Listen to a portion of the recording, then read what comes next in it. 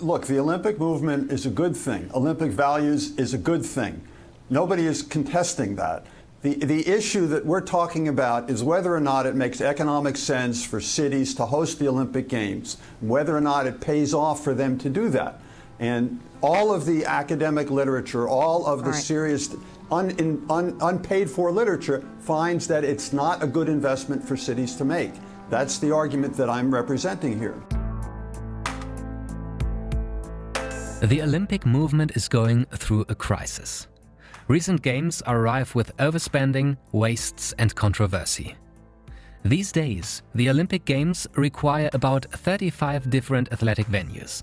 They require an Olympic village that costs $3 billion. They require a media production facility which could easily go for $1 billion. They require ceremonial space and green space. They require transportation amongst all of them and special lanes for the IOC executives' transportation. All Olympic Games in the last 50 years have gone over budget. After each financial failure, fewer cities bid to following decade's games. Besides the financial risk, environmental and human rights issues have raised skepticism. In many countries, movements against the Olympics successfully stopped their country's bid. Considering all the challenges that recent host cities faced, some commentators even predicted the end of the Olympic movement.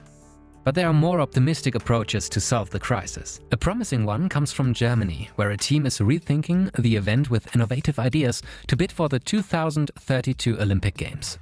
The initiative is called Rhein Ruhr City. But what are they doing differently? The IOC's Agenda 2020 explicitly requested more sustainability in future games.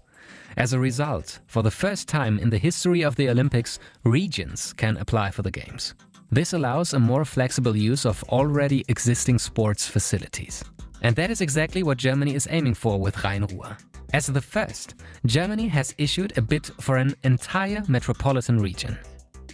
It is a densely populated area of 14 cities along the rivers Rhine and Ruhr. What few people know, with more than 11 million inhabitants, Rhein Ruhr City is Europe's third largest metropolitan area by population after London and Paris. But its area is only half the size of Tokyo or LA. Transportways are short, but you can make use of the infrastructure of not only one, but 14 interconnected cities. And that infrastructure is impressive. Rhein Ruhr is a region with great economical strength, the seat of 9 DAX and many more medium-sized companies. 500,000 students, 700,000 square meters of exhibition space and over 100,000 beds for accommodation. Besides the infrastructure, it's worth to look at the mentality in the region. Rhein Ruhr is a melting pot with many different cultures and influences, but united by sports. The people are known to be easygoing and open-minded. The organizers call it a "we" mentality. And it could actually be a unique selling point for the application because people are optimistic about the Olympics. Polls show that 70% of the population are supporting the bid.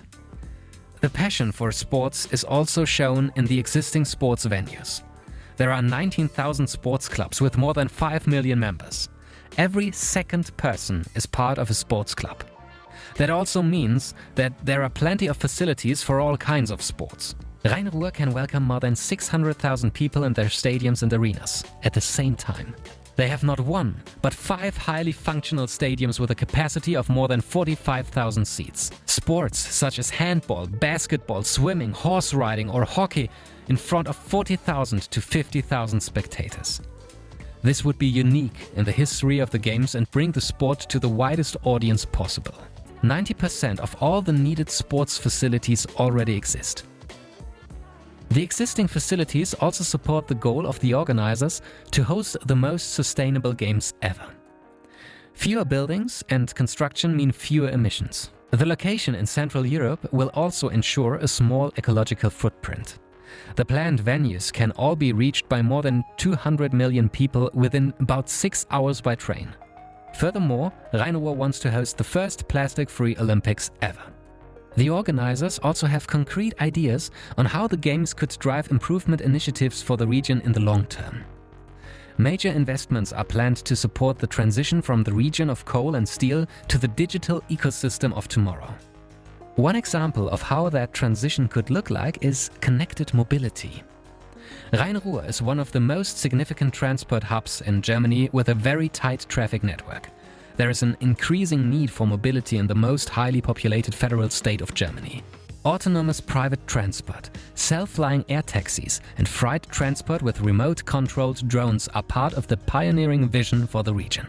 While some of this sound far-fetched, the organizers also list more tangible examples for the benefits of connected mobility.